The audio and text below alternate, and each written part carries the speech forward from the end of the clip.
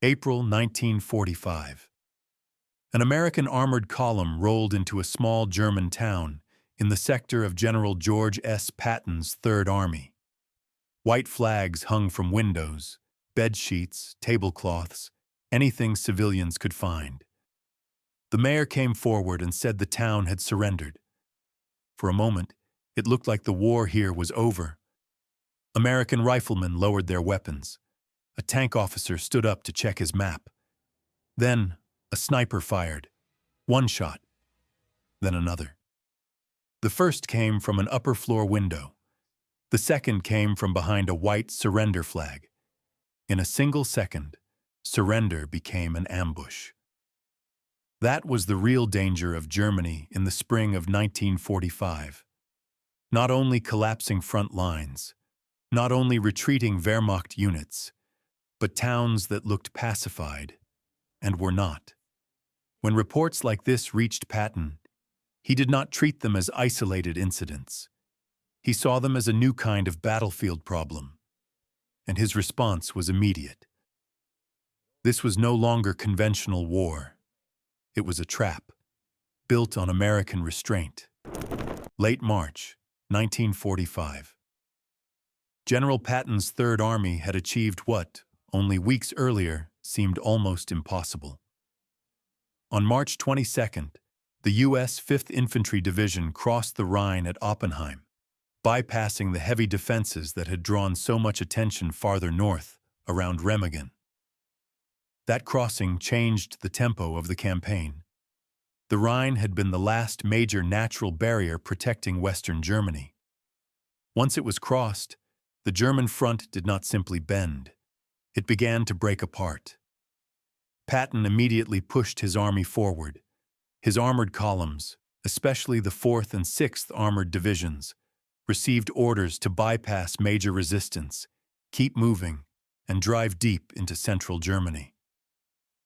That speed was one of Patton's greatest strengths, but it also created a dangerous problem. The faster American units moved, the more often they entered towns where command authority was unclear. Was the local mayor in control? Had the Wehrmacht withdrawn?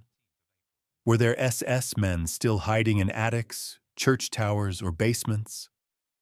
No one could know for certain until shots were fired. And that meant the final weeks of the war were not simply a clean advance through a defeated country. They were a movement through a tactical vacuum. The regular front was collapsing. But in many places, order collapsed with it. This was not just a breakdown of control. It was a battlefield where the old rules of war were being rewritten in blood. By early April 1945, reports from the front described a pattern that was becoming harder to ignore.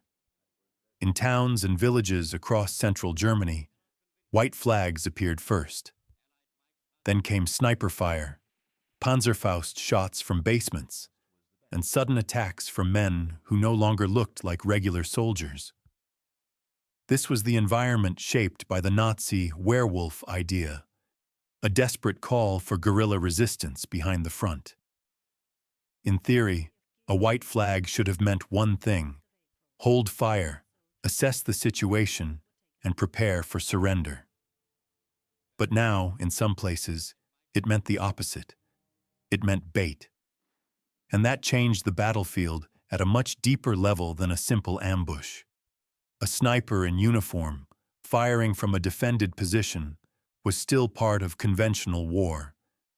But a sniper, firing from behind a white surrender flag, was attacking the trust that made surrender possible in the first place. That distinction matters, because armies do not move forward only through firepower. They move through procedure. A surrendered town saves ammunition, it saves time, and most importantly, it saves lives. But once surrender itself can no longer be trusted, every silent house becomes suspicious. Every cellar becomes a possible firing point. Every church tower becomes a possible sniper nest. This was not just deception, it was the weaponization of restraint. Patton's local commanders now faced a brutal calculation. Do you respect the signal and risk losing men? Or do you assume every false surrender is a trap and answer with force immediately? At what point does a commander's duty to protect his men outweigh the rules that depend on the enemy acting in good faith?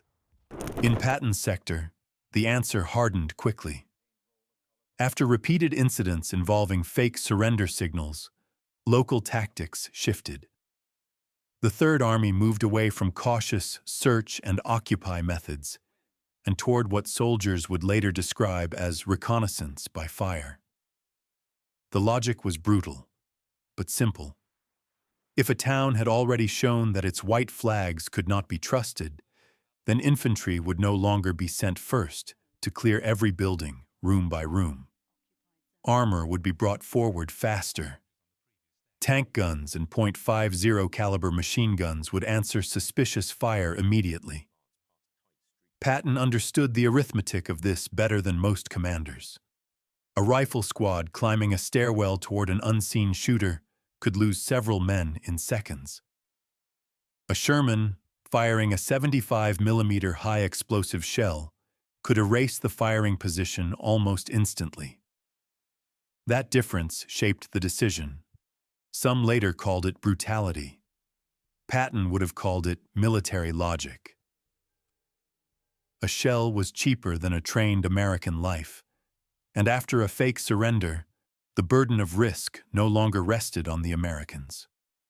If a building fired after signaling surrender, it had forfeited the protections that signal was supposed to provide. An officer from the 90th Infantry Division later remembered the shift in attitude with brutal clarity. After the third ambush, we stopped looking for flags. We looked for movement. If it moved, we leveled it. That sentence captures the entire change. This was no longer a campaign built on trust.